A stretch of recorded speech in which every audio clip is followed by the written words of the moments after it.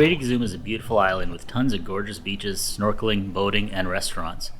We spent a week exploring the island and then started the trip back home.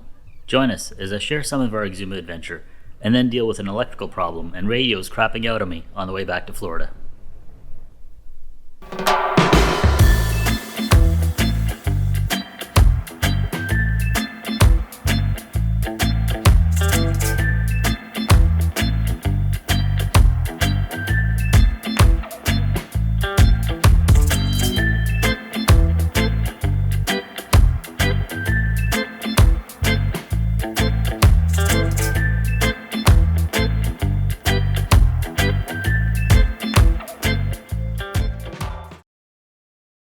With Exuma being the most developed and populated of the out islands, there's no shortage of things to do here.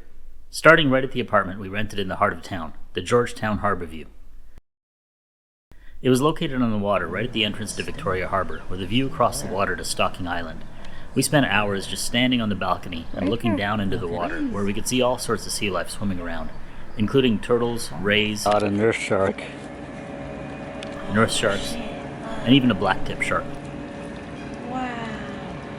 That's a black tip.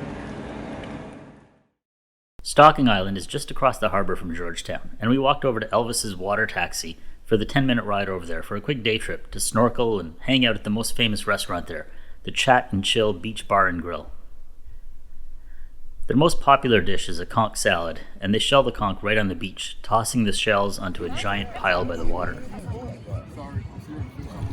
People have taken to feeding some tame stingrays at the beach, and the rays will come right up to people, even brushing against your legs as you stand in the shallow water to feed them some conch. Since we don't eat seafood, the grill didn't hold much interest for us, and we decided to wade through the water along the shore to the Kahari Resort Beach, where there are the beginnings of a small reef system. It's not huge, but there's some really nice snorkeling there, with vibrant coral teeming with fish.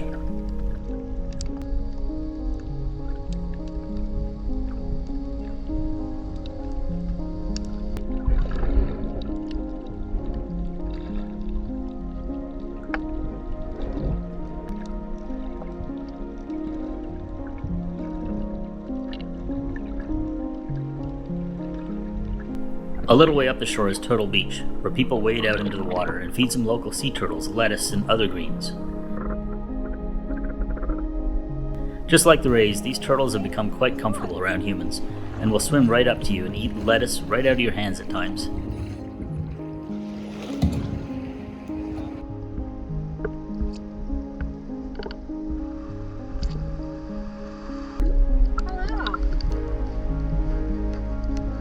I don't know about you, but we can spend hours following these turtles around and just watching them.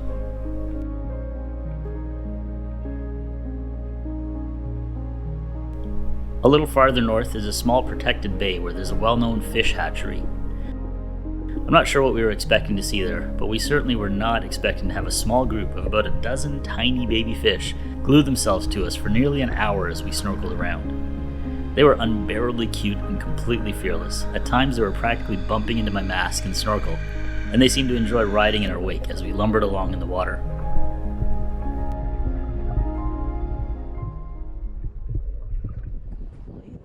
One evening as we were on the balcony, we noticed a boat out in the harbor was on fire. I still don't know for sure what happened, but this beautiful 40-foot catamaran burned almost completely to embers over the course of the evening and overnight. Sadly, we heard that a couple of dogs were left on board while the owners came on shore for dinner, and they knocked over a gas stove or something and ignited the fire. That'd be devastating, and I can't imagine how the owners must have felt. We spent a day driving down to the southern part of Great Exuma and stumbled across this wonderful little restaurant on a secluded bay called Hallover. At low tide, you can apparently walk right across the bay to Man o' War Key. The owners of the restaurant are a brother and sister team, and they were terrific. We spent quite a bit of time talking to them and learned a lot about the situation in the Bahamas, how the locals feel about all the expats coming in and taking over the businesses, and the untapped potential that exists on the out islands. If you're ever on Exuma, I'd highly recommend coming here. Oh, 2 weeks is over. We're heading out to the Bahamas. We just got to Odyssey Aviation at Exuma Airport. Gonna come out, do my quick walk around, and then Moon will come out, we'll hop in, get out of here, head towards Fort Pierce. It's been a wonderful 2 weeks. After another terrific week, it was time to leave the Bahamas and begin the flights home, starting with a 2-hour leg over the ocean to Florida. But it wasn't to be. During the run-up, I noticed that the amp reading was quite a bit lower than usual, and even the voltage, which should be around 14, was hovering around 12.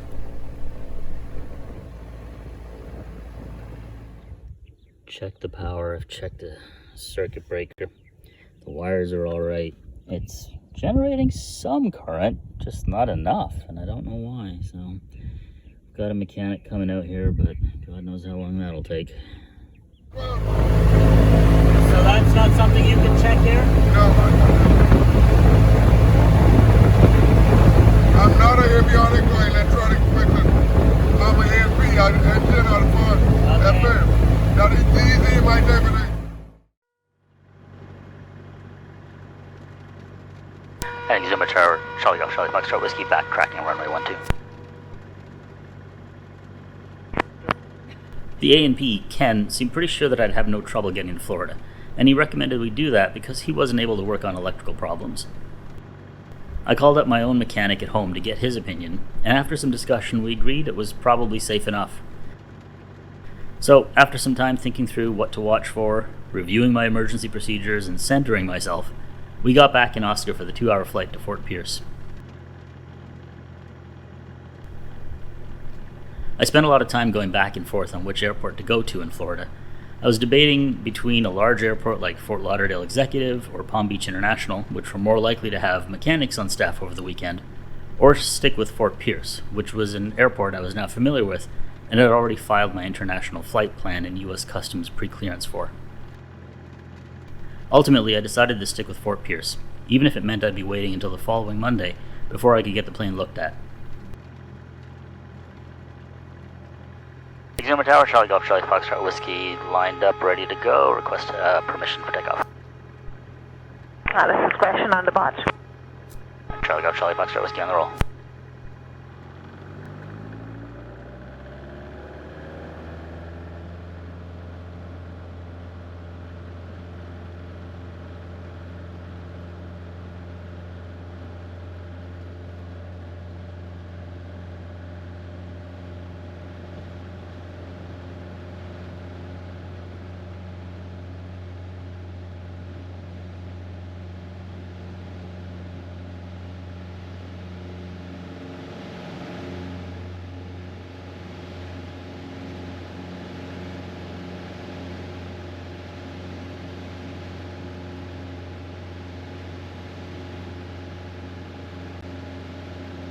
You're up. Went back up to 12, thankfully. Oh, that's really good. Yeah. That's really good. Yeah.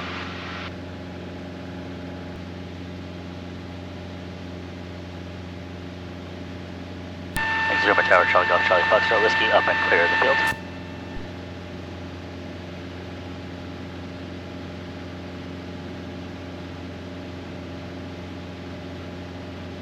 Alright, come on.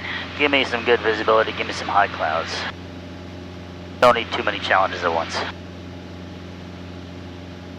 I'd shut off as much as I comfortably could in order to minimize the stress on the electrical system. My second radio was off, interior lights were off, I dimmed the screens as much as possible, we didn't plug in any devices to charge, and I flew the entire 2+ hour flight by hand so the autopilot could stay off too. Sandals? What? The sandals? Oh, maybe. That was quick.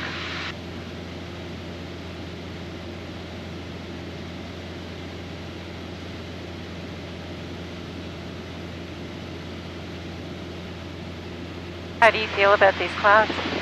I don't like them. I'm hoping they're gonna clear up soon.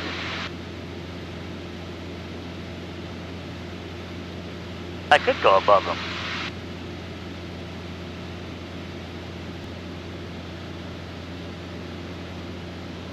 It looks a little better. A little bit. I think as we get away from, I'm hoping as we get away from land and the islands that it'll clear up.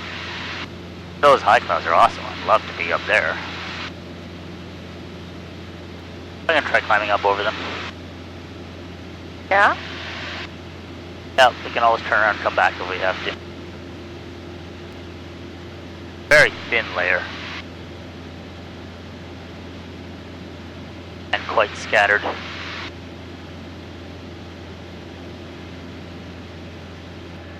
Feel less turbulence or just better visibility? Better visibility. I like having some altitude. All better. Good. Okay. That's maintained. What would normal be around? The same? 12? Well, no, it should be about 14. And the amps should be 8 to 10. But yeah, volts should be 14. Okay. I'd been keeping a really close eye on the voltage and amps to see if the battery was maintaining its charge. It looked like it was holding up for the time being, but I wasn't ready to relax just yet. Oh. Amps just went up to 4 or 5. It's bouncing around. How are you doing? I'm fine. Yeah? Yeah, this is stressful for you. I'm Nope. just a passenger. Well, it's still gotta be stressful though. The voltage was steady at 12, and the amps had been bouncing around between 8 and -1. Not great, but not enough to warrant an emergency landing either. What are we looking for? Are we looking for if the amps kind of drop and the volts drop? If the volts drop significantly, the amps drop and stay below 0 for an extended period of time, then you're going to start to actually draw down the battery. Just intermittently, not as strong as it should be. Amps really fluctuate though. I know, I don't like it. And it didn't help the window we had. No, not at all. I'm even a little worried about getting into Fort Pierce. What does it say right now? Is it VFR or MVFR? Right We're now around it's 12 to 1. The far until 1, but thunderstorms in the vicinity. At 1 o'clock it's IFR. Oh. Yeah.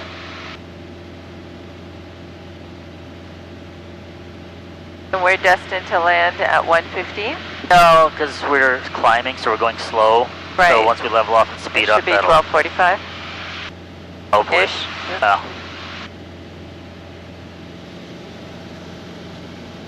NASA radio, Beach 24, Charlie Golf, Charlie Foxtrot Whiskey.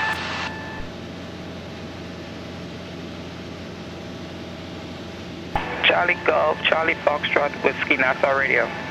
NASA radio, Charlie Golf, Charlie Foxtrot Whiskey is at 4,500 feet, approximately 6 miles south of Norman's Key on the VFR flight plan to Fort Pierce. Request flight following enable. Safe sold, safe fuel, and confirm your departure point was Georgetown. Affirmative on the departure point, 2 souls on board, 4.5 hours fuel remaining. Charlie Golf, Charlie Foxtrot Whiskey, roger activation. Contact Miami radio 122.2 prior to crossing the ATIS. Contact NASA departure 121.0 for flight following. 121.0 for flight following. Thank you, Charlie Foxtrot Whiskey.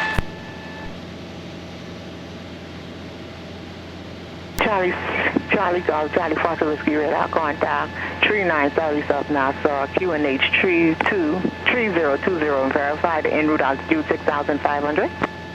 3020, I'm currently at 4,500. I may need to descend for clouds.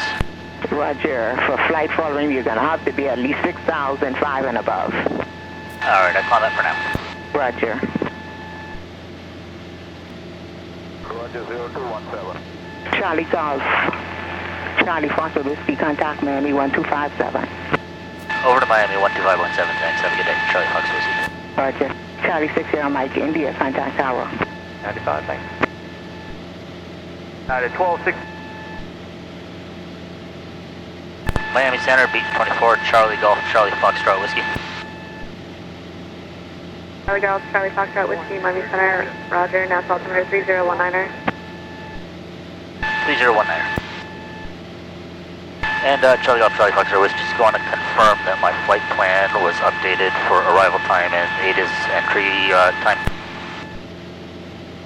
Charlie Golf, Charlie Foxtrot Whiskey, since we're tracking you, it'll update the time just because it'll show when you're actually getting there. I don't know if it's how they work it over there, but Custom should be getting the update just because it's in our system. If we didn't track you up, then it wouldn't be up.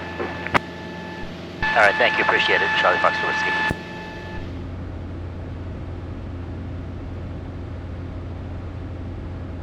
For the next 2 hours, we flew mostly over open water, anxiously watching the voltage and amp meter for any signs of significant changes. Any significant drop in voltage, and I'd be heading for the nearest airport. I kept a handheld radio in the plane with me, but it would hardly be strong enough to reach ATC over 50 miles away, so we kept our fingers crossed, and luckily we made it to the coast of Florida safely before things started to get kinda hairy, starting with, what else? Low clouds that I had to get below. Quite cloudy. Yeah, I'm getting under them. Got the strip right there. Oh no, we're nowhere near. We are still 22 minutes, 24 minutes away. Oh, I hope we can get under them at 2,000 feet.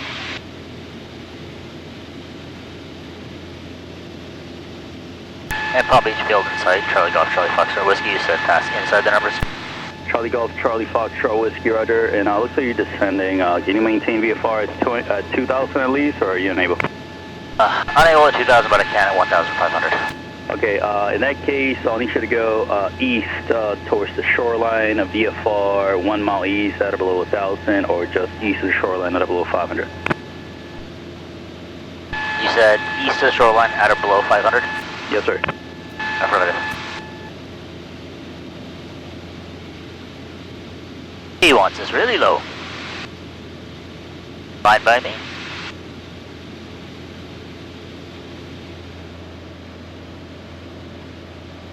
Nice that he's letting us fly so low. Making us fly so low. Not a good thing? Stay out of approach paths for bigger planes. Well, makes it really easy to see all these sailboats clearly. It does. I need to get my IFR. Charlie Golf, Charlie Foxtrot Whiskey, VFR altitude at or below 2,500 is approved. At or below 2,500, Charlie Fox Whiskey. I don't think I can go much higher than this, actually.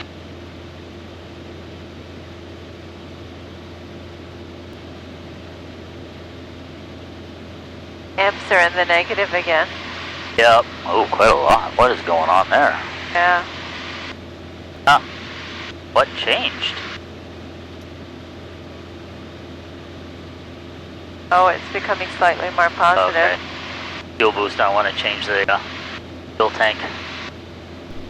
It's amazing how closely you need to keep track of every little draw on the power when you're in this situation. Guess the test will be whether the landing gear comes down or not, eh? Doing it in like 1 minute, not even. Okay. Fingers crossed. Yeah.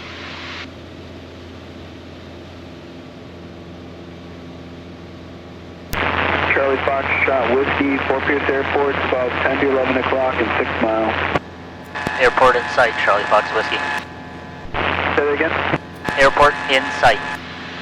Charlie Foxtrot Whiskey, Roger, radar services terminated. Can keep your code. Contact Fort Pierce Tower on the 128.2. Over to Fort Pierce, thanks for your help, Charlie Fox Whiskey. Fort Pierce Tower, Charlie Golf, Charlie Foxtrot Whiskey at 700 feet. Check out Charlie Foxtrot Whiskey, Fort Pierce Tower, you in for landing? MF, full stop landing. Check out Charlie Foxtrot Whiskey and a right downwind, runway 10 right. Right downwind, runway 10 right. Charlie Golf, Charlie Foxtrot Whiskey, number 2, follow Cherokee, they're turning mile final now, runway 10 right, clear to land. Number 2, clear to land, Charlie Foxtrot Whiskey. Runway 10 right. Runway 10 right. Fort Pierce Airport information Tango, current altimeter 3019er. So far, so good. I'd managed to get the gear down without losing power. But my flaps are also electric, and when I pulled the lever to drop the first notch in, the radio's cut out entirely. And I just lost radio. Cue a mild panic as I was about to turn base and had lost contact with ATC. Luckily, the radio came back on after a few seconds.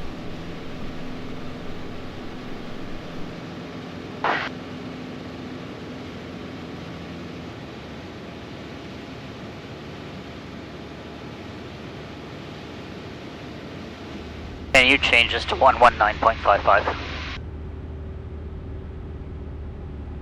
119.55.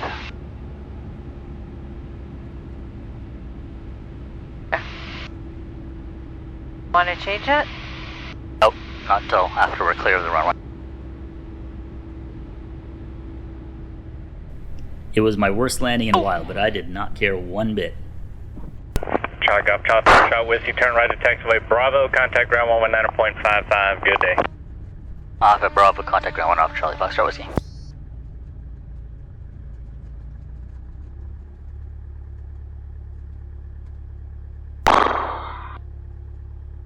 We were down safely, and the stress level finally started to come down. But Oscar wasn't quite done with me just yet.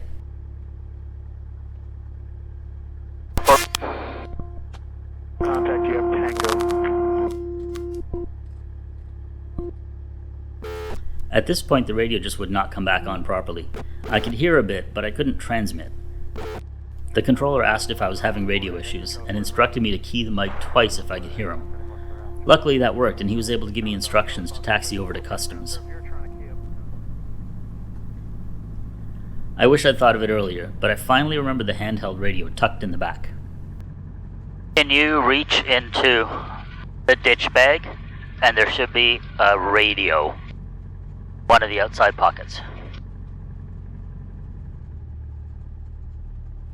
The controller was amazing. Even after I pulled onto the customs ramp, he tried to help me figure out whether my radio had come back. Charlie Golf, Charlie Foxtrot Whiskey. And since you're on the ramp now, sir, try giving me one full transmission. Let's see if we can hear you. Charlie Golf, Charlie Foxtrot Whiskey, roger, sir. Just for your benefit, it just sounded like almost like a computer sound, like a beep. After a lot of fiddling, I finally got the handheld connected to my headset so I could talk to him. Can you hear me now? Charlie Golf, Charlie Foxtrot Whiskey. Yes, sir. That came in about 4x5 with some static in the background. How do you hear me? I hear you 5x5. I got you on the emergency handheld. Roger, sir. We'd made it safely to Florida after the most stressful flight I've had. I'm pleased that I managed to deal with the situation and adapt as we went along, but there were definitely some things I'd wish I'd done differently, and that hopefully I'd do better if I ever face this again. First, I wish I'd kept my handheld closer to hand, so I could pull it out much more quickly as soon as the radio cut out. Second, I wish I'd practiced connecting and using the handheld radio ahead of time, so I didn't have to fiddle with it when I needed to be talking to the controller. Third, I should have squawked 7600 when I lost the radio the first time, so the controllers would know I was having at least intermittent radio issues.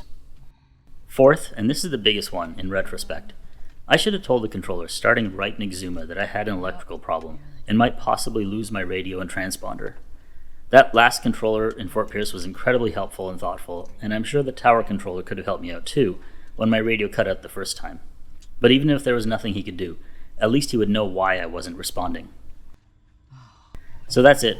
We got stuck in Florida for a few days while I waited to get the problem diagnosed and fixed before I could continue the flight home. Join me next time for the last leg of our Bahamas adventure as I fly the final 2 legs on my own and apparently having picked up COVID while stuck in Florida. Thanks for watching, and until next time, fly safe.